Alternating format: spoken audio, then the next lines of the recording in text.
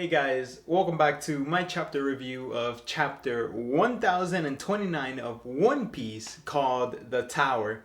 Now, this chapter had some awesome fights. I loved, even though it was short, I love that fight we get with Killer. We get a dedicated chapter for Killer versus Hawkins. We get a little bit of the Kid versus Big Mom fight. I really enjoy this chapter. We get a little bit of the Sanji, what's it called? Just panic mode. He just panics immediately and starts going into existential crisis, I guess. So let's get right to the chapter. Cover page. Fan request of Bonnie, eating some soba against some otters. Very nice little nice little cover page. We catch up. We'll catch up. Catch up.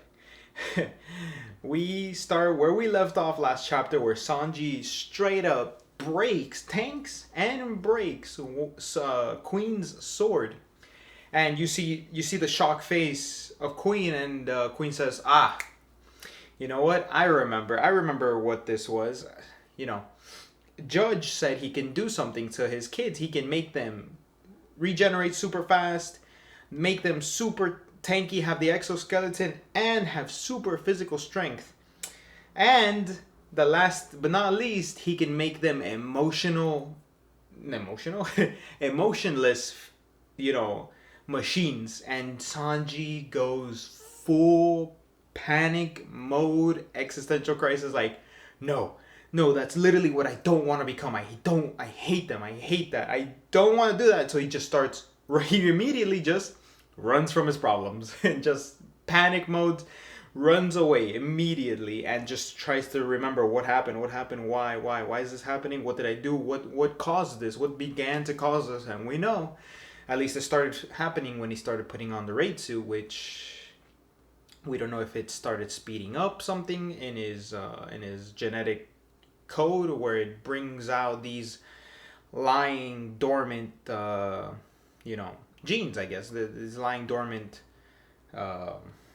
powers, and just starts booking it out of there. And Queen is following, chasing, like, show me some of the Germa tech, please, just show me the damn tech. I want to see Germa science. And we see that one of the grunts shoots at Sanji, and he feels the pain. He still feels that, because if I remember correctly, I'm not sure if the siblings, like Sanji's siblings, were able to feel pain, but he still gives off that hurt. Those bullets hurt.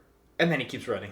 Where we see what's going on with Big Mom versus Kid and Law. And we don't know what's going on. Well, we kind of know what's going on, because it left off with Hawkins versus Killer, but we're like, oh, Kid's, something's happening to Kid. Something with that fight must be affecting Kid. And we keep hearing this sound effect, clang, clang, like something's hitting a wall. And it's going on in Kid's head, and he's going, what is that? It's making me feel awful. It's not letting me focus on the fight. And, I love how Law calls him out, like, you're being useless right now. And some people love to call him useless Captain Kidder. Useless Captain Mid. But I love it. I love that he calls him out for being useless. And he goes to attack Big Mom while she's distracted. And Prometheus gets angry and uses a move called Stolen Fire, which goes with his name, goes with Prometheus. And in mythology, Prometheus is the one that stole fire from the gods and gave it to the humans. So that attack name is very appropriately named. And Kid looks at Big Mom going to attack him again after that, and he's gonna do something, but then again, like, something happens and his head begins to hurt again. And Big Mom just slam dunks with Napoleon right on him, and you just see Kid and Law on the ground. And Kid's asking himself, what's going on? Now we see what's happening, what's causing Kid's headaches is in the next chapter. You just see Hawking slamming his face against the pillar, just giving the same sound effect, clang. That's what, like, he's just hitting himself in the face, and he's just smiling about it because he doesn't feel the pain. It's going all straight to Kid. And I love this interaction between Killer and Hawkins, and Killer slowly becoming like an enjoyable character to watch in these chapters. And he's pleading at Hawkins like, please, please stop. They're facing the emperors. Just like give them a chance. And he's pleading, just take my life in trade for his, please. And Hawkins is just laughing, saying, you look pitiful. You ate a freaking smile fruit. You're laughing. You're looking helpless. And Hawkins is mentioning, now you see why they've reigned for so long. You must have felt it too, like deep in your instincts, deep in your like bones. How relentless, how strong the power gap is between them. And there's nothing you can do. And Killer just says, I know that you feel a little bit of regret for jumping to their side. I know that you feel bad because you immediately gave up. And Killer just immediately gets frustrated and says, we'll see who regrets at the end of this fight. And I love this part because Killer's like, well, I'm going to go ahead and take a wild guess, but I'm going to ask, what happens if you, well, he words it very eloquently. He says, what would happen if, let's say, you take damage, or if there's damage transferring to a location in a certain spot? Does it have to take damage there if there's nothing there? And it kind of threw Hawkins off, and he's like, what are you talking about? You should know how my powers work. And while he's giving that explanation, Killer immediately blitzes Hawkins and cuts off his left arm. And Hawkins is looking and he just freaks out. What happened? That damage should have transferred to... And then it's kind of a big foresight. Like, you should have... I don't know if it's never happened, right? But he should have known. If nothing's there, would the damage go to him? Or, I feel like he should have known this, but it's very nicely put, and he just freaks out, and he has no left arm now. He's armless, and a Killer immediately just grabs the freaking arm. I love it, and takes out the doll, and he says, now my second question is, now that I removed this straw man, how many lives do you have left? And Hawkins kind of smiles, okay, I see what you did. Well, now I don't have any. So, and then he pulls out he uses Strawman again, but he pulls out a card that's called Death Upright. And what I assumed is, well, in this case, Killer blitzes that thing. He destroys it immediately. It doesn't look like the damage transfers to Hawkins here. It looks like that card, Death Upright, makes it so he takes no damage. The Strawman just... falls. And the next card that he pulls, and I'm very curious about this card, and I feel like some people probably came up with this too, or maybe it's a long shot. But he takes out a card, and it's called the Tower, and he panic modes.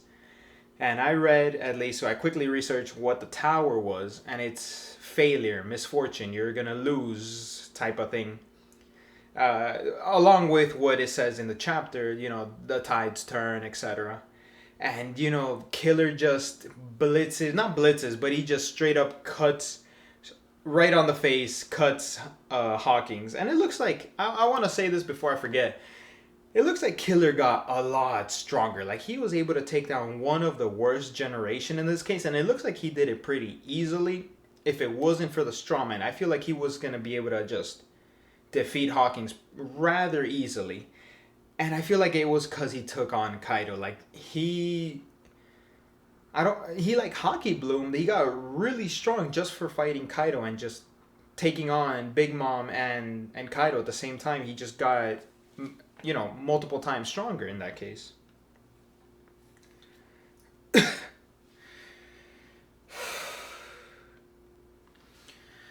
In the next few panels, we have Killer defeat Hawkins. And then it mentions in like narrator voice what the Tower card means. It's a new way forward, and then at least in the translation, the collapse of the old and brittle. And then Kid immediately says, "Hey, I feel so much better, and my body feels so much lighter." And Killer just says, "Get going," just to push him a little forward. Of course, he didn't hear it, but does that tower have a negative effect? Is it says it shows me the ending of this fight, and that fight could be broad. Is the fight versus Killer versus Hawkins, or the fight of the Alliance versus the Beast Pirates and Big Mom? Is it in broad terms like that? I want to see if there's any waves that go through the entirety of Onigashima, saying like, "Oh, I feel much lighter. I feel much better." I don't know if Luffy's gonna be like, "Oh, I feel pretty good right now. I feel light. I feel strong." Maybe, and then I want to know if it takes a negative effect. Does Kaido feel a little off? Does he feel weaker? Does Big Mom feel a little off? I want to know how powerful the effects of these tarot cards can be. It's a very long shot, you know, very very big long shot. But I want it to be like he inadvertently just gave the Alliance a buff, and he kind of weakened, or at least even if it's just a buff towards the Straw Hat Alliance. It's a long shot, but I wonder if it works like that. Because, you know, when he says the outcome of this fight is could be taken very broad. But I really enjoyed this chapter. I enjoyed the exposition with Killer versus Hawkins, a little bit of a killer action here. I really enjoyed this chapter. Well, that's the end of the chapter. Predictions for next time. I wonder if I want to know if Killer's gonna get a buff. So let's say this, right? He's feeling good now, but what's gonna be the difference? What's gonna be the change between before versus after? Like, what's gonna be the change? Is he gonna be stronger? Is he gonna be fine? He was fine before Hawkins pulled out the kid trump card. So I wonder what changes, what makes him think he can take on Big Mom now. But we'll have to see. Predictions for the chapter. We get a little bit of Luffy. Well, now we got a lot of Sanji stuff. I'm guessing we're gonna get some Zoro action versus King. We get a little bit more of the mask falling off, and a little bit of Luffy versus Kaido. But that's it for me, guys. Please leave a like, comment, subscribe, and I'll see you for the next one.